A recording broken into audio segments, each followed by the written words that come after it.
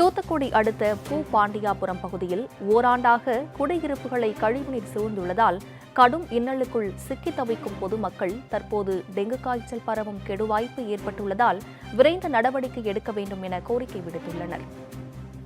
தூத்துக்குடி மாநகராட்சியோடு இணைக்கப்படுவதாக அண்மையில் அறிவிக்கப்பட்ட பூபாண்டியாபுரம் குடியிருப்பின் துயர நிலையைத்தான் இப்போது பார்க்கிறீர்கள். தூத்துக்குடி மாநகரை ஒட்டி அமைந்துள்ள இந்த பகுதி ஒட்டப்பிடாரம் சட்டப்பேரவை தொகுதிக்கு உட்பட்டது. 350 குடும்பங்களுக்கும் மேல் வாழ்ந்து வரும் இந்த பகுதியில் சாலை, வடிகால் உள்ளிட்ட வசதிகளின் போதாமையால் சிறிய மழைக்கே வீடுகளை சுற்றி மழைநீர் குளம் போல் தேங்குவது வழக்கம். அந்த வகையில் கடந்த ஆண்டு பெய்த கனமழை காரணமாக பூபாண்டியாபுரம் மற்றும் புதிய முனியசாமிபுரம் பகுதிகளில் வீடுகளை மழைநீர் சூழ்ந்த நிலையில் அருகே உள்ள மாநகராட்சி பகுதியிலிருந்து வெளியேறும் கழிவுநீரும் கலந்திருப்பதால் அந்த பகுதி முழுவதும் கழிவுநீர் கடலாக காட்சியளிக்கிறது. இங்க இது ஒரு சின்ன மழை பெஞ்சாலும் உடனே தண்ணி கட்டிடும். தண்ணி கட்டுனதுன்னா அது உடனே எடுக்க மாட்டாங்க. அது அப்படியே ஃபுல்லாவே இந்த பாத்தீங்களா இப்படி ஃபுல்லா ஆயிரும், இப்படி பச்சை பசேர்னு ஆயிரும். நடக்கவே ரொம்ப கஷ்டமா இருக்கு.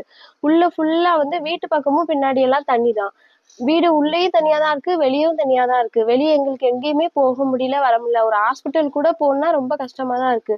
ஓராண்டாக தேங்கி நிற்கும் இந்த கழிவு நீரால் வீட்டை விட்டு வெளியே வருவதும் மீண்டும் போவதும் அரும்பெரும் செயலாக மாறியுள்ளதாகவும், வீட்டை விட்டு வெளியே வந்தால் கழிவுநீர் குளியல் கட்டாயம் என்பதால் அச்சம் காரணமாக சாளரம் வழியாக மட்டுமே உலகத்தை பார்க்கும் நிலைக்கு இப்பகுதி மக்கள் தள்ளப்பட்டுள்ளனர்.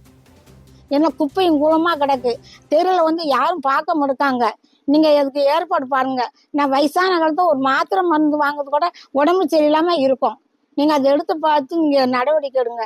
நாங்க வயசான காலம் 2 பேர் தான் அங்க இருக்கோம்.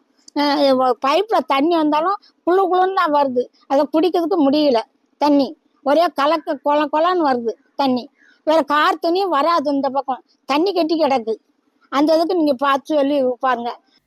வெளியில் வந்தால்தானே தொல்லை என நினைத்து வீட்டுக்குள் முடங்கி கிடந்தாலும் கழிவு நீரில் உருவாகும் தவளைகள், பாம்புகள், கொசுக்கள் என அத்தனை உயிரினங்களும் குடியிருப்பு வாசிகளுக்கு புதிய தொல்லையாக மாறிவிடுகின்றன. குறிப்பாக பல்கி பெருகி கிடக்கும் கொசுக்களின் உருவாக்கத்தால் டெங்கு காய்ச்சல் தங்களது உயிரை பறித்து விடுமோ என அச்சத்தில் தவிக்கிறார்கள் பொதுமக்கள். கொசு தொல்லை, பாம்பு கடி எல்லாம் வருது. இந்த முந்தா நாள் யாரையோ பாம்பு பூச்சி என்னதான் கடிச்சிட்டுன்னு தூக்கிட்டு ஓடுனாங்க. அப்படி இருக்கும்போது இறந்து போயிட்டாங்கன்னு என்ன செய்ய முடியும்?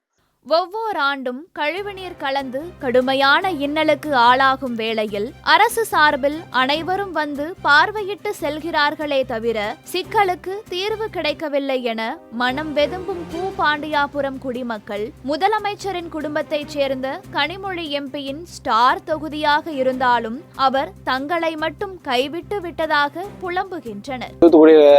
பாராளுமன்ற எம்பி கனிமொழி மேடம் இங்கதான் இருக்கிறாங்க. அவங்களும் ஒரு வாட்டி வந்து பார்க்கலாம். இந்த மாதிரி நிலைமை அப்படி சரியில்லை அப்படிங்கிற மாதிரி ஒரு பார்க்கலாம். ஏன்னா 15 வருஷமா அப்படி இருக்கு இந்த இடத்துல.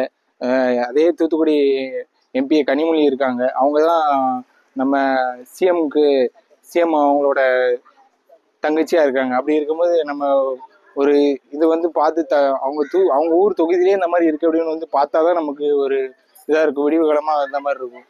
துறைசார் அலுவலர்களும் மாநகராட்சி நிர்வாகமும் கழிவுநீர் வெளியேறுவதற்கான நடவடிக்கையை விரைவாக மேற்கொள்வதுடன் வடிகால் வசதி மற்றும் மேடான சாலைகளை அமைத்து கொடுப்பதே நிலையான தீர்வாக இருக்கும் என்பது பூபாண்டியாபுரம் மக்களின் கோரிக்கையாக உள்ளது.